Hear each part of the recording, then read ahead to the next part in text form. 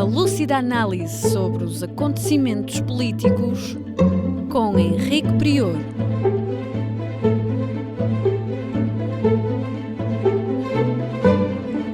Política impura, na Rádio Transforma.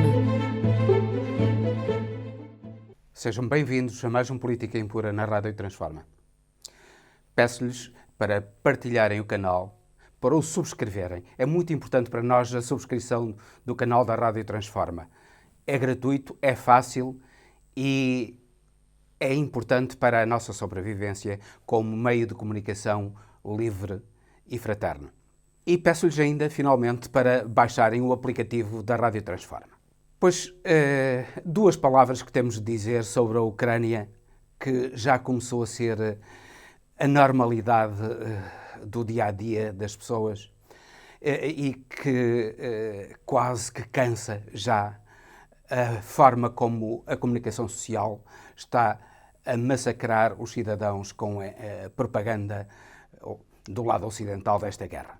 Aquilo que nós vemos agora está, no fundo, a guerra está um pouco dependente da situação na Azovstal, o complexo siderúrgico onde se refugiou o batalhão da Azov com cerca de 2.000 soldados combatentes e ainda algumas famílias de civis, nomeadamente mulheres e crianças. A grande parte dessas famílias, o secretário-geral das Nações Unidas, António Guterres, já conseguiu que elas saíssem do complexo siderúrgico, mas ainda restam algumas, provavelmente mulheres, como nós já vimos, mulheres de alguns soldados e filhos de alguns soldados. É lamentável que isto suceda, porque essa gente poderá ser massacrada num combate que se avizinha. Nas circunstâncias em que os combates estão, era mais que razoável que o governo da Ucrânia ordenasse aos soldados que estão no complexo da Azovstal para se renderem.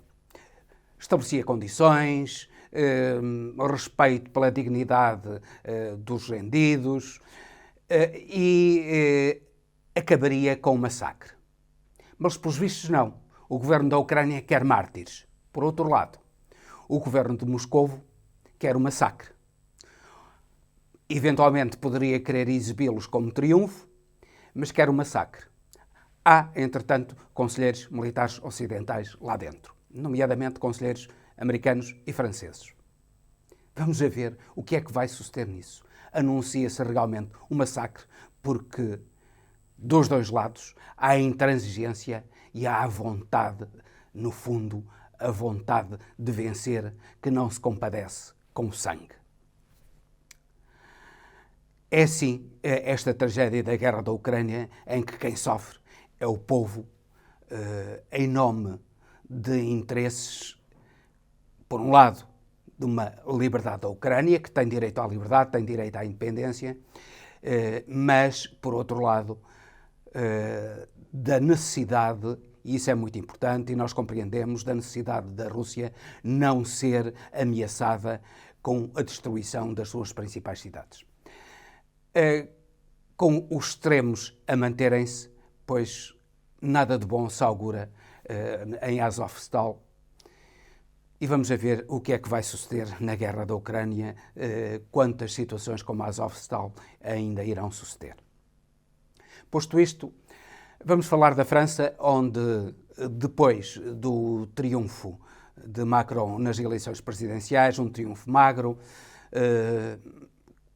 em que, no fundo, foi o cinismo que triunfou, Macron assinou que iria fazer algo diferente daquilo que fez no primeiro mandato. É óbvio que não vai fazer nada de diferente, as coisas vão continuar como estão, a França vai continuar como está.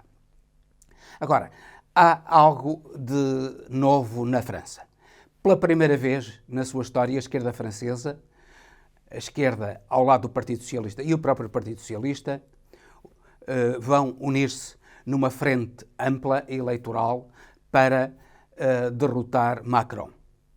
É difícil que Jean-Luc Mélenchon, o líder dessa frente, consiga ser futuro primeiro-ministro.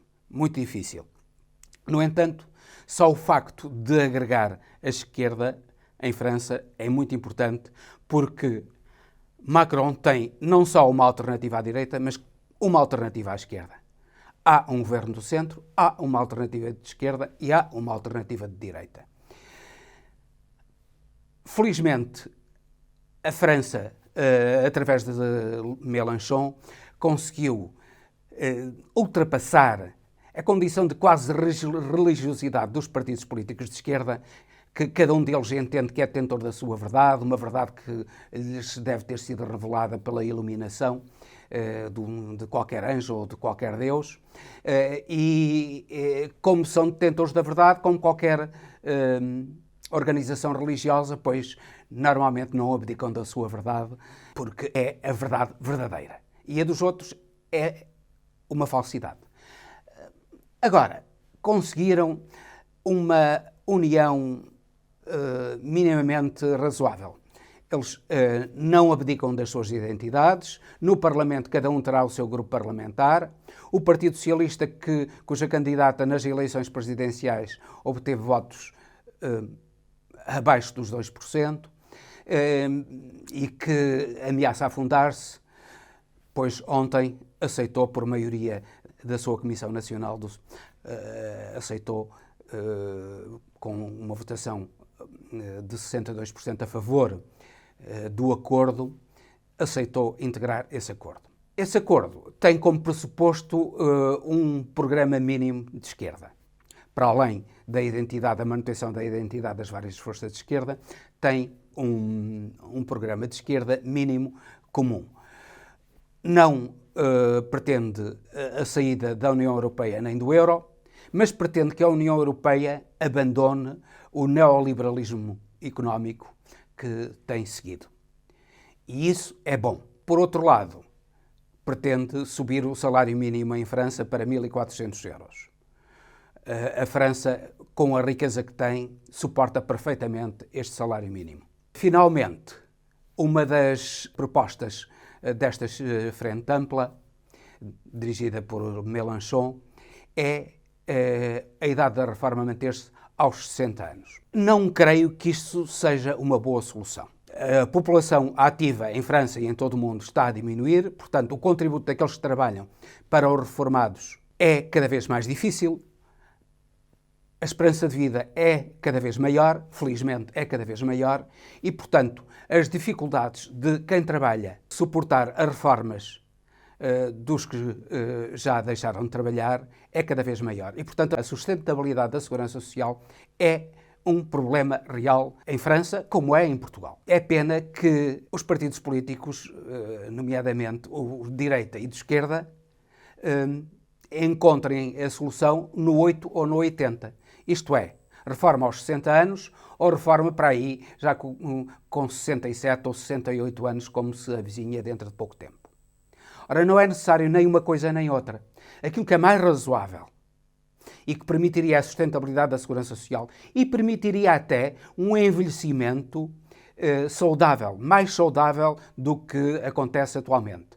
Porque os reformados, a maior parte deles, depois da reforma, atingem um grau de desinteresse, muitas vezes, pela própria vida, nomeadamente por um ócio improdutivo, um ócio que não é criativo também, e isso faz com que as doenças físicas e mentais, as físicas muitas vezes potenciadas pelas próprias doenças mentais, pela própria inércia da vida, pois essas doenças surjam. E uma velhice ativa e mais saudável poderia conseguir-se conjugando a sustentabilidade da segurança social com um trabalho a meio tempo. Isto é, haveria uma meia reforma, mas também os trabalhadores, a partir dos 60 anos, poderiam continuar a trabalhar, ou deveriam continuar a trabalhar até meio tempo, até, por exemplo, aos 70 anos, à idade que quisessem, eles iriam decidir, eles próprios, a idade mais conveniente para deixarem de trabalhar. Mas o facto de trabalharem a meio tempo, com um horário que eles poderiam acertar de acordo com o seu ritmo de vida preferido com as próprias entidades patronais, iria permitir uma vida mais longa e mais saudável e iria permitir a sustentabilidade da segurança social. Infelizmente, não é isso que está a acontecer. A esquerda tem um programa radical de defender as reformas aos 60 anos, o que será insustentável para a segurança social, pese embora o negacionismo dessa realidade que é ditada pelos números, e a direita, pelo contrário, pretende que as pessoas trabalhem até praticamente morrerem, até ficarem completamente impossibilitadas de trabalhar. Esperamos que o bom senso acabe por prevalecer e que esta solução intermédia venha a ser pensada e defendida pela esquerda francesa ou, eventualmente, até por Macron. Não interessa. Não interessa por quem seja defendida. Interessa é que seja aplicada.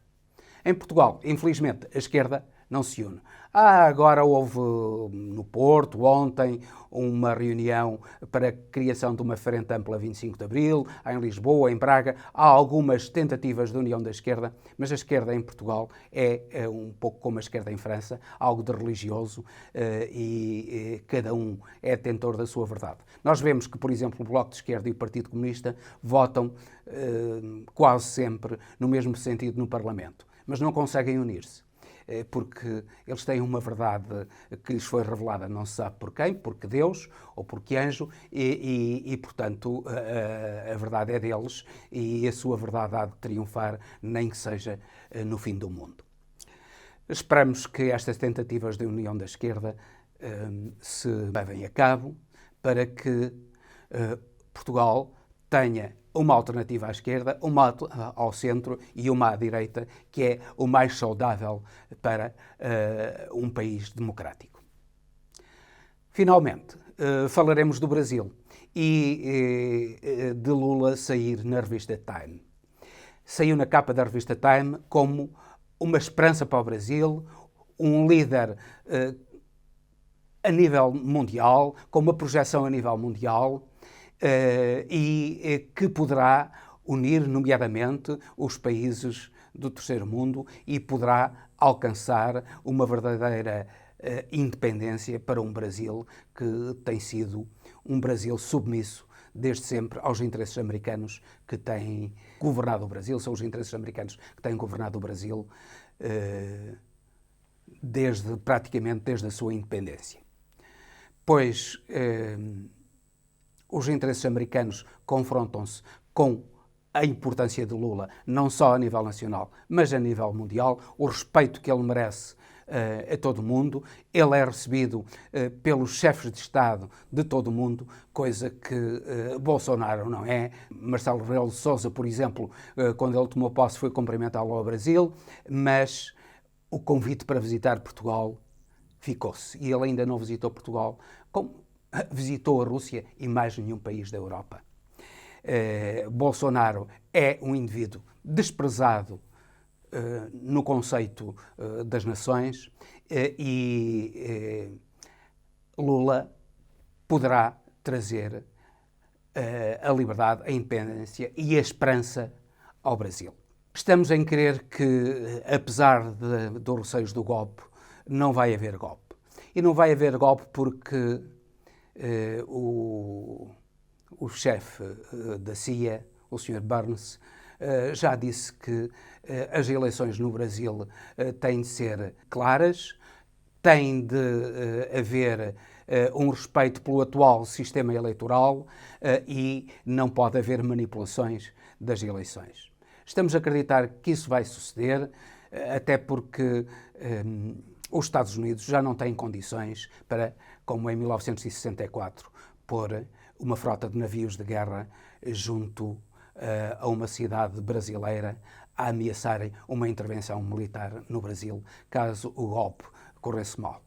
O mundo mudou e, felizmente, o mundo deixou de ser, ou está a deixar de ser, um mundo unipolar dominado pelos Estados Unidos para passar a ser um mundo multipolar. Esperamos que seja multipolar, que não seja bipolar, com a China de um lado e os Estados Unidos do outro, esperamos que a Europa consiga dialogar com o Brasil e com a América do Sul, nomeadamente, e até com a América Latina, do modo geral, o México, nomeadamente, para constituírem uma alternativa a esses dois polos que neste momento se afiguram como dominadores da cena mundial, como foram os dois polos durante a Guerra Fria da União Soviética e dos Estados Unidos.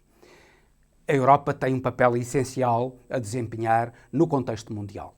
Deve assumir esse papel, nomeadamente através de um diálogo com o Brasil, a grande potência sul-americana, que quer pela população, mas sobretudo pela grandeza e pela riqueza, pode tornar-se um país que, unido à Europa, faça frente a um bipolarismo que não interessa à humanidade. Esperamos que isso aconteça para bem da Europa, para bem do Brasil, para bem da humanidade. E com isto termino, despedindo-me com amizade até ao próximo Política Impura. Repito, partilhem este programa, subscrevam o canal da Rádio Transforma, que é gratuito e é muito fácil, e baixem o aplicativo da Rádio Transforma.